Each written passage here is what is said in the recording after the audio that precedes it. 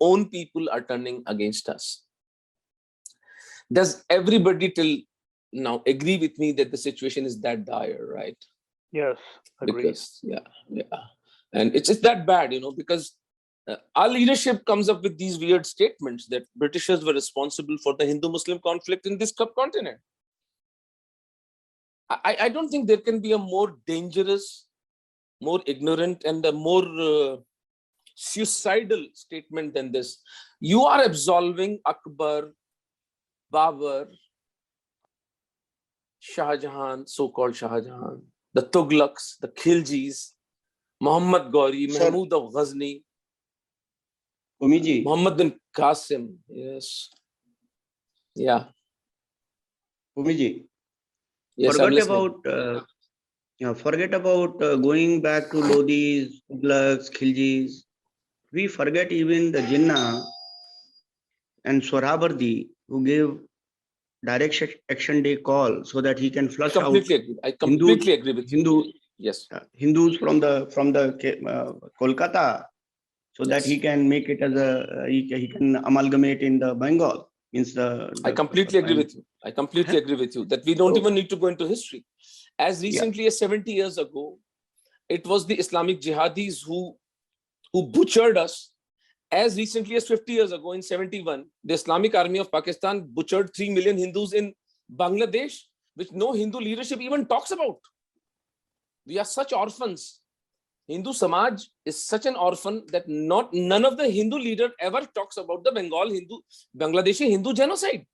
It was a senator of America, Ted Kennedy, who wrote volumes on this. Ki, bhai, I've seen this with my own eyes. Somebody do something about this. So this also adequately demonstrates how pathetic is this statement that Britishers were responsible for the Hindu-Muslim conflict. See, what it does is, why I'm so viciously against this statement. It takes away our focus from the real enemy. Who is the real enemy here? The enemy is the Abrahamic faiths, which are political ideologies who say that we will convert you or kill you because we have a sanction in our theology. And our leadership is saying, no, all is hunky-dory. We will coexist. Arey yaar, kam se kam, at least say that we will fight them. We haven't understood the Abrahamic religions. That is the problem with it, right? I mean, I think so that means understand the core philosophy, what we call as Purva Paksha, we haven't learned it, and we haven't. This is Ron. I'm in Washington, D.C. Yeah, that's so. Sorry, if I've you should have a video then. Yeah, I should really.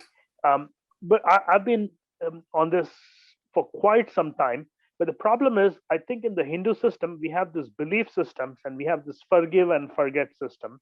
So we wrongly forgive and forget. In other words, these things cannot be forgiven or forgotten. Maybe it could be forgiven after some time. It cannot be forgotten. But what we have is we haven't learned from this mistake. For instance, in Hyderabad, they had this Razaka problems, right? Where the Muslims actually butchered Hindus because Hindus want to join with India, and the Nizam's army was trying to keep it independent or join Pakistan. Okay, but what happened after that? We should have had a Nuremberg-like trial of all the Razakars. If we had that on camera in 1947-48, and we give them due process, but then we charge them with the crime. Anybody who has committed murder, and most of them will get hanged for that. There were over 100,000 plus soldiers who were let go completely. In fact, Thank you for your comments, Ron. I think Dr. Omendra Ratnu is going to give us a few minutes of talk, and then we will go into Q&A and comments. So yeah, that would be the better format. Yeah.